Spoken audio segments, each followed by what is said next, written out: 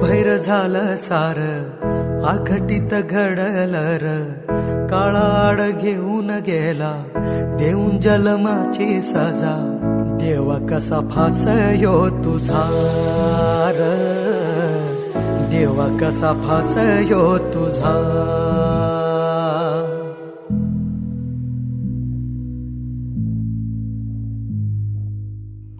अंधारल घरदार शिवार अनाथ झाला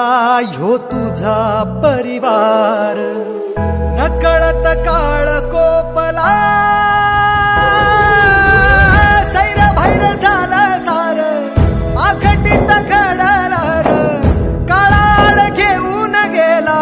देऊन जन्माची सजा देवा कसा फासयो तुझा